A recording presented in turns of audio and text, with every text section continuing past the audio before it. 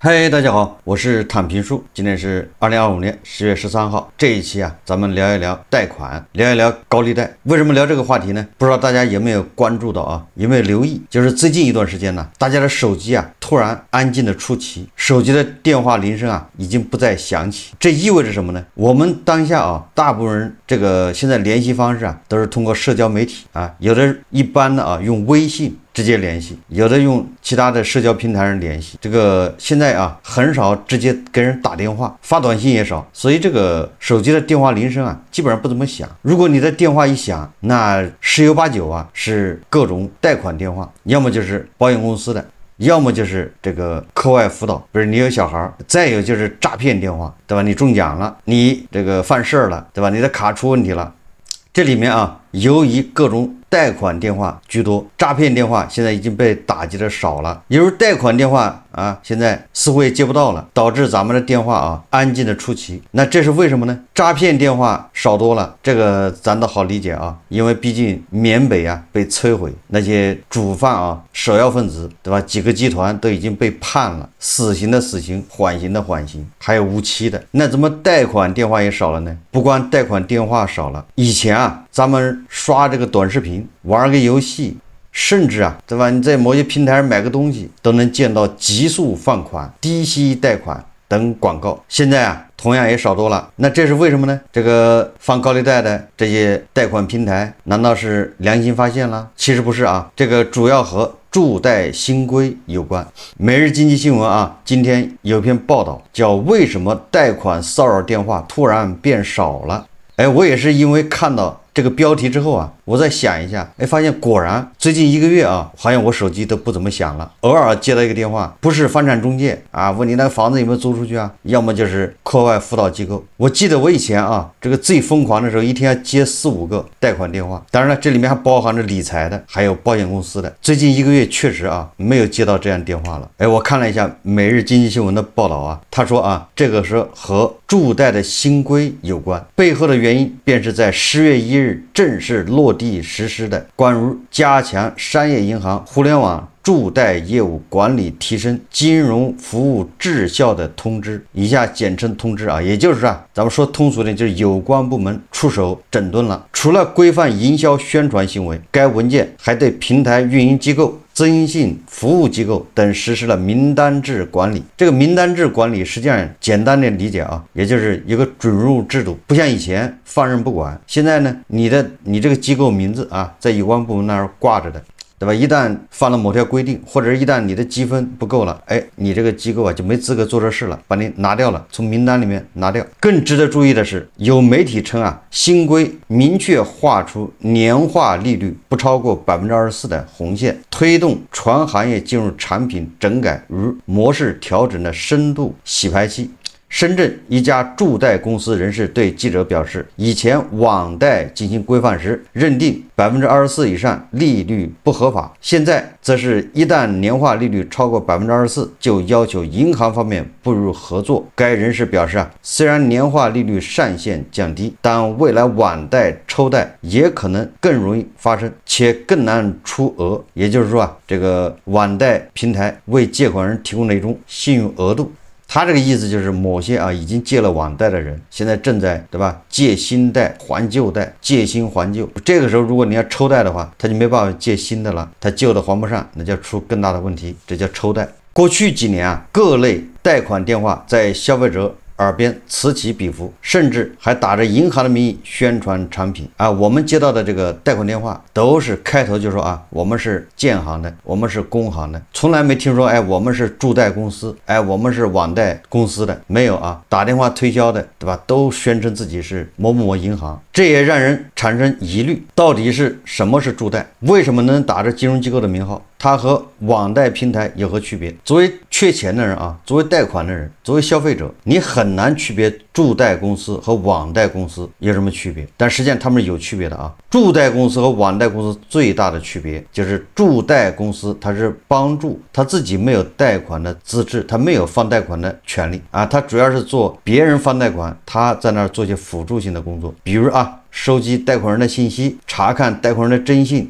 这个对贷款人风险进行评估啊，等等，类似于媒婆吧，媒婆不能跟你结婚啊，但是媒婆他想办法帮你搓成啊这个婚姻，就这意思。助贷机构他没权利给你贷款，但是他想办法帮你促成你这笔贷款。那么网贷公司、网贷平台呢，能成网贷公司的啊，那说明他是有贷款资质，就是他有权利直接就给你放款，因为他们经常啊都有各种 APP， 对吧？对应的都是互联网的应用，所以大家统称啊能贷款的这些公司叫网贷公司。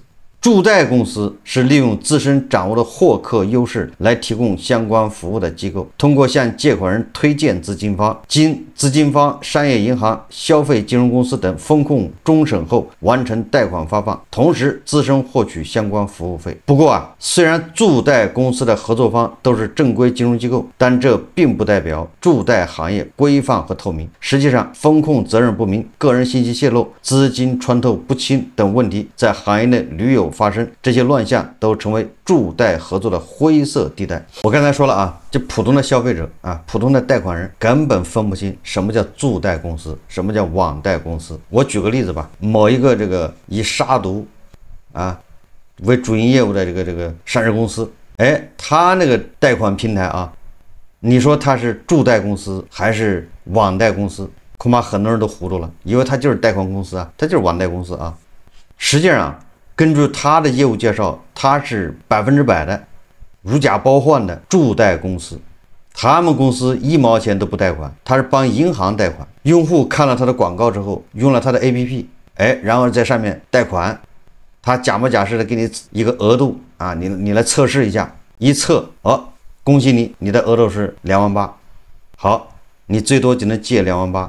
但你向这个平台申请借款的时候，那个平台可1分钱不给你，你这个借款申请啊，就直接被他保媒拉纤了，直接到了银行那儿，银行马上就给你28000。为什么银行给你28000？银行按理来说他也调研你的征信，也对你进行风险评估，但是银行这个时候啊，他往往这个风险评估、征信调查，他都是就是做这种是形式上的审查，不做实质审查。为什么呢？因为这个助贷公司他对你这28000做了一个担保，也就是说，到时候你这28000还不了，这家助贷公司他给银行还28000，那银行当然就对吧？银行表面上是把钱借给你了，实际上你的担保是由这家杀毒公司担保的。这家公司助贷公司他就赚到中间的佣金，甚至有的时候赚的是差价，对吧？这边给你利息是年化12%，那边银行只有4%、5%的利息，这中间这么大的利息都由这个助贷公司拿走了。那这个助贷公司为什么敢这么干呢？首先一个得益于咱们绝大部分人贷款的信誉良好，欠了网贷，欠了什么钱，想的都是还清，人死账不空啊。那些还不上的，那些不打算还的，毕竟是少数。而即便这些少数，人家助贷公司也有办法。这就是为什么杀毒软件他们能做助贷公司的一个叫核心竞争力。这个核心竞争力就是你所有的数据都在人家手上，因为你用了他的 APP， 他调取了你手机的各种接口，对吧？你今天买了什么？你住哪儿？联系方式，男的还是女的？年龄多大？教育程度？喜欢吃什么？喜欢用什么？你的消费能力怎么样？这些数据人家都有，对你进行全方位的评估。第二个，万一这个人不还怎么办呢？没关系，对吧？你的联系方式，你所有的亲友、同事，就是你的通讯录，你手机里面的通讯录都在人家手上。你要不还，那这个助贷公司他到时候就把银行的这个债权给买过来了，他替你把银行的钱还了，然后他再跟你要各种违约金，你不给没关系，他就给你爸打电话，对吧？他再把这家公司他可以自己不处理，他把你这个债权再卖给第3方、第4方，对吧？那些催收公司，对吧？催收公司给你爸、给你妈、给你同事、给你们领导、给你们老师打电话，给你男朋友打电话或者给你女朋友打电话，你要不还，你就等着社死吧。七大姑八大姨都会接到电话，因为我就接到过这样电话。那你说说这个杀毒软件这个公司，它到底是助贷公司呢，还是网贷公司？如果他自己也出一部分贷款，对吧？他最后银行资金有一部分，然后他们公司的资金再有一部分，还配资，对吧？自己出1块，然后很多私募基金，对吧？出200块，然后银行再跟着后面出400块。你看他出1块，你说他没出钱吗？出钱了人家出了1块。但是大头是那些什么各种各样的基金是理财公司对吧？人家大量的钱拿来给你放贷款，再拿银行的钱进来，银行的成本更低，这个叫什么？优先劣后资金，对吧？银行的资金啊是最安全，但它那个成本低啊，所以它做优先级。这个私募的资金，各种基金的钱，它成本稍高一点，但是它安全性啊放在第2位，所以它做这个夹层或者叫劣后，一般叫夹层吧。然后这个贷款公司、网贷公司的钱叫劣后，要先赔我的钱。这么一设计之后，你说它是网贷公司还是助贷公司呢？这就是蚂蚁金服啊。就我这么一举例子，大家就听明白了。实际上啊，助贷公司、网贷公司，他们界限啊十分模糊啊。你指望着这个消费者，你指望着这个贷款的人把它整明白，不可能的。那为什么资金穿透不清，对吧？个人信息泄露、风控责任不明，这个是行业普遍现象。为什么这些乱象，对吧，成为这个助贷合作的灰色地带，没人管呢？这是个问题。为加强规范和管理，国家金融监督管理总局今年4月发布通知，并于10月1日起正式落地实施。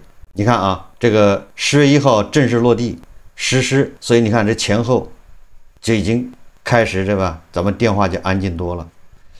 这说明什么呢？说明监管部门想管的话，一定有办法。那已经反过来说明以前为什么那么乱，就是他没打算管，没想着管啊。整体来看，本次新规的核心就是收口，商业银行总行应当对平台运营机构、征信服务机构实行名单制管理，通过官方网站、移动互联网应用程序等渠道披露名单，及时对名单进行更新调整。商业银行不得与名单外机构开展互联网助贷业务合作。此外，平台也不能以合作之名参与银行自主评审贷款等。关于这个网贷啊，它的危害性，就是以前这个网贷这个乱象导致的这个负面影响啊，大家看一段视频。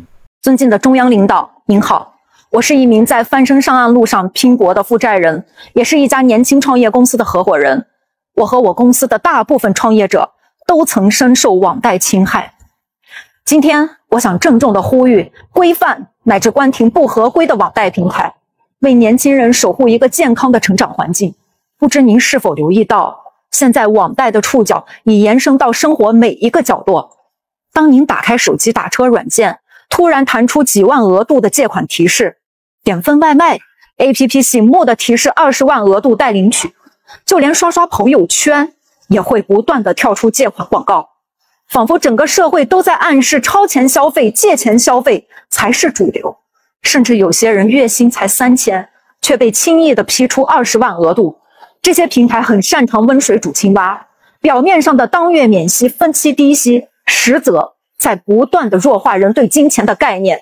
比如一部手机1万块，对月薪3、4千的年轻人来说本是遥不可及的商品，但平台不说总价，只告诉你每月只还几百块，当月不用花钱。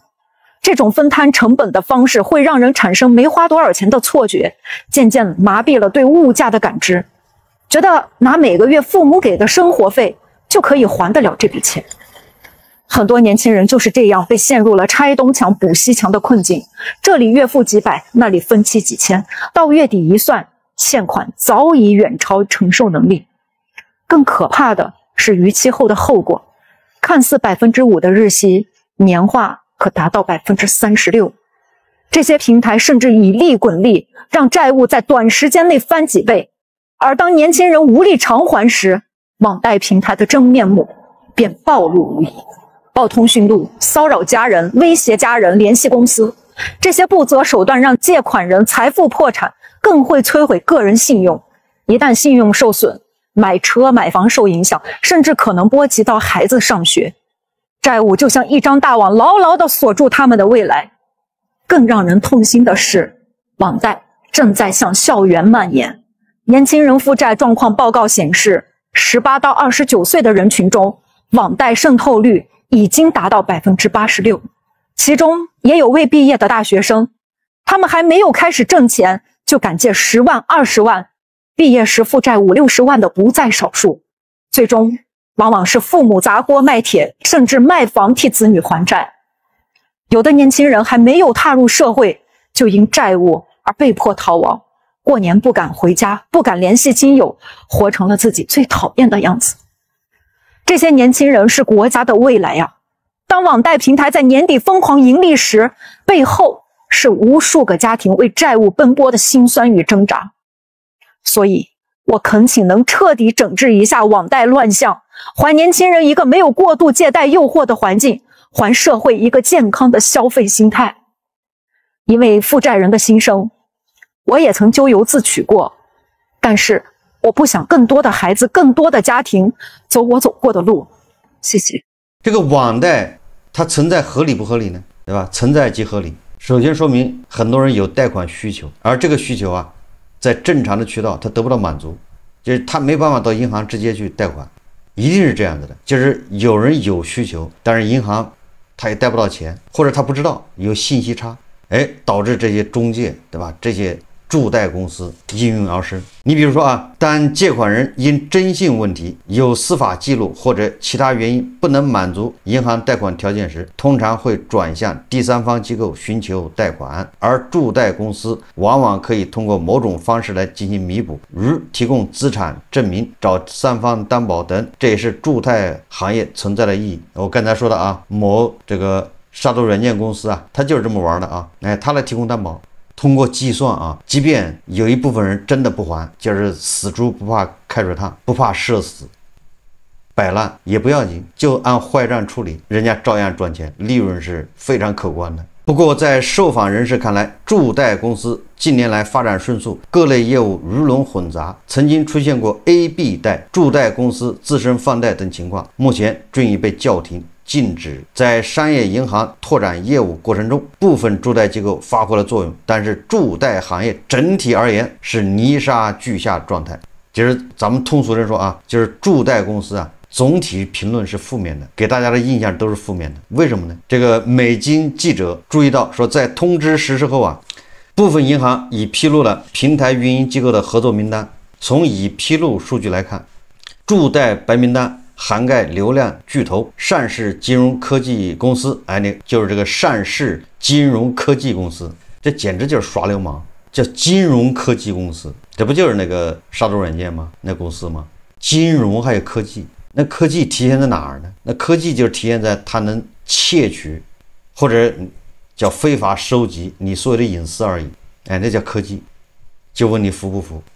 这个行为啊，在美西方不要说坐牢了，至少要把他罚的倾家荡产。就这种平台公司啊，助贷公司，你要在海外你敢这么整，直接啊，重的话是要坐牢，轻的话也是罚的倾家荡产，对吧？先几十亿罚单给你开在那儿，对吧？就问你玩得起玩不起啊？为什么这样的公司他在纳斯达克混不下去了，又回国了混呢？回国了，他叫金融科技公司，就问你服不服啊？对吧？那个蚂蚁金服差一点还在科创板上市啊，它居然是科创股啊，对吧？跟玩芯片的、玩这个人工智能的、玩算力的，摆在一块。他说他叫科技公司，你说这是哪儿出了问题？也不怪说把他叫停啊，这个确实你怎么感觉怎么哪儿有问题？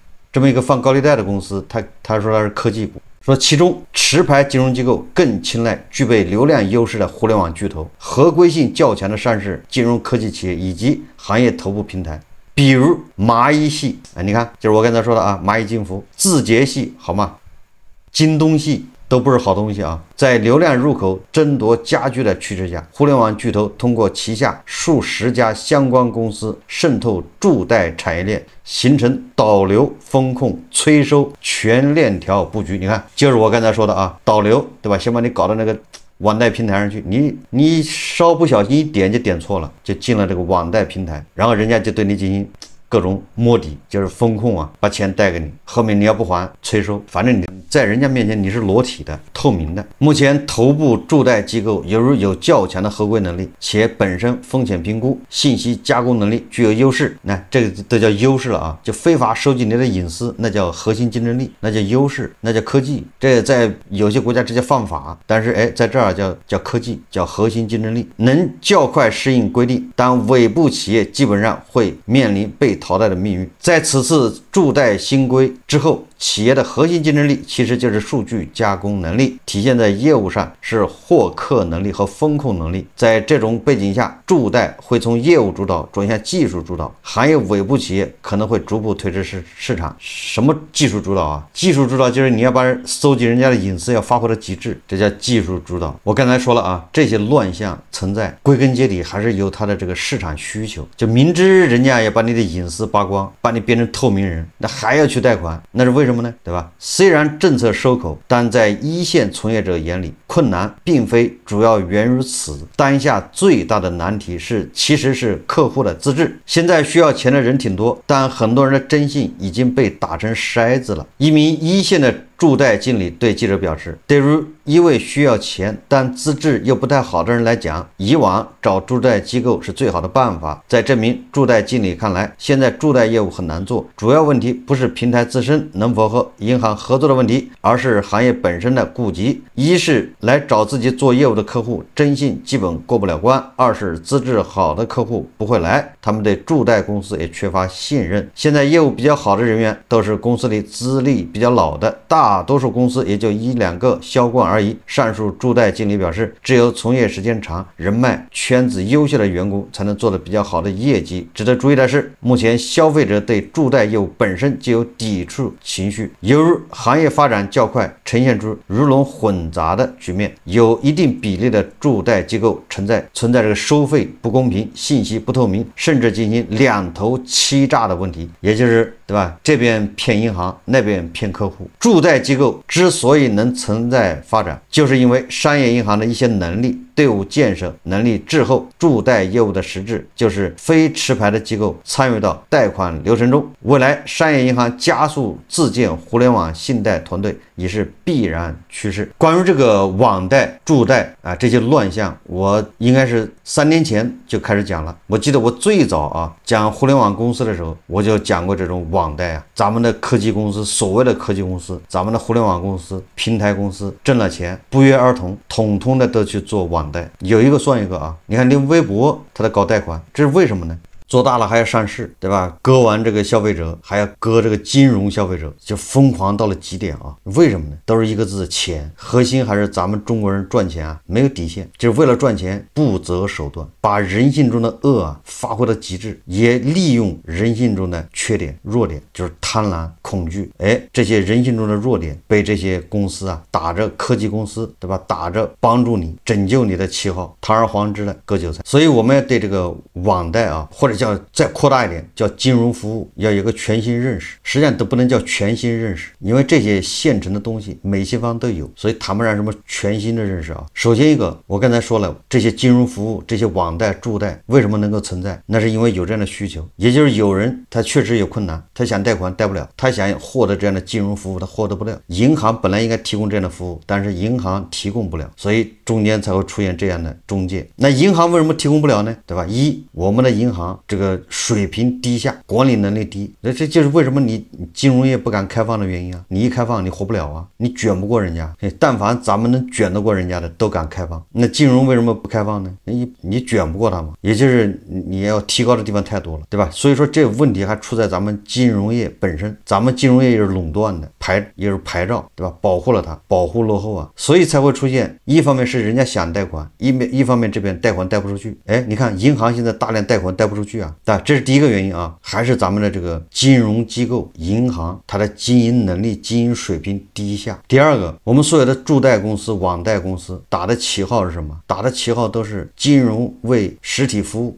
他们所有的这个初衷口号都是非常美好的比如说你在我平台上卖东西，对吧？你是我平台的商户，那你肯定是缺资金你要进货，缺钱怎么办呢？我给你贷款，你看这多好对吧？只要你在我这平台经营卖货，对吧？你缺资金，我给你贷款，你收了钱，你钱多了没地方放，我帮你理财。你看看这服务都是为实体经济服务，打着旗号的这个，但是它真正做起来全部是伤天害理的，助涨助跌。你一旦沾上这网贷平台，对不起，对吧？你离那个征信对吧？你离老赖就近了一步。其实我们这些驻贷公司、网贷公司，他们打着旗号是好的，但是一旦做下去之后，他就用最邪恶的，就是利用人性的弱点，把他的利益最大化，就要榨干每一个贷款的人。刚才都说了啊，居然要求贷款利息不超过24%，这简直就是伤天害理啊！你想现在银行的存款3年期才1.5%，对吧？银行的贷款 LPR 是多少？你不超过4倍，也就是说啊，现在高利贷的不应该超过10%，就是年化，就是你借1万块钱，一年利息不能超过1000块，这还是高利贷啊！你看现在居然啊，名正言顺的24%以上才算高利贷，你说这都缺德到什么程度了？你说你要借了这样的钱，你能翻身吗？对吧？这比俄罗斯那个贷款利息还高啊！俄罗斯是21%，人家打仗呢，这个高利贷你要借上了，你做什么生意能还得上？你做什么生意利润能有一年能有24%啊？所以说你要借了这样的贷款，你只能是加速灭亡，你就是陷入那个泥塘，你根本爬不起来。你不仅爬不起来，你还把你们全家，把你所有的认识人、亲戚朋友都得拖入这个泥塘。也就是这个钱你是越借越多，越还越多，你根本就还不完，根本还不完。所以你看他初衷是好的啊，是帮助什么实体经济，帮助你做生意，你借不了钱帮你借钱，实际上你只要借了这个钱你就完了啊，这个就是犯罪啊，在很多国家这就是犯罪啊，不要说在别的国家了，就是咱们这儿300年前这也是犯罪，大家还记得吧？咱们讲到《红楼梦》最后这个贾府被抄家，其中一条最重要的，贾府被抄家就2条罪啊，坐实的2条罪啊，一条罪就是假设把书呆子那个扇子给搞到手了，这是一个；第二个就是王熙凤放高利贷，对吧？从贾琏、王熙凤房间收走一个箱子，那箱子里面都是地契和高利贷的借条，一共是多少万两白银呢？这欠条啊，这个事情到什么难度啊？到什么程度呢？就连那个北静王啊，都跟那个贾政说：“哎呀，别的事都好去圆一圆，都好为你遮掩遮掩。比如说从那个贾府搜出来那些僭越的啊，那些服饰，就是有的东西不是你贾府能用的，那都是皇宫里的东西，这不就僭越了吗？但不要紧，这些东西都能帮你圆一圆。但唯独这个高利贷这个我圆不了啊！你就说明啊，在清朝这高利贷都是大罪啊，重罪啊，王爷都帮不了你。你说在咱们这儿现在居然高利贷是堂而皇之的，这个怎么说呢？那有人就说了，哎，这个一个愿打一个愿挨啊，对吧？这市场化嘛，你给24%有人愿意要，这个说法是错误的啊。那就像那个毒品一样，毒品不管能行吗？能市场化吗？这个金融啊，实际上它就是毒品。这就是我为什么这个对这个网贷啊、助贷啊非常不看好，批评多。刚才那个视频也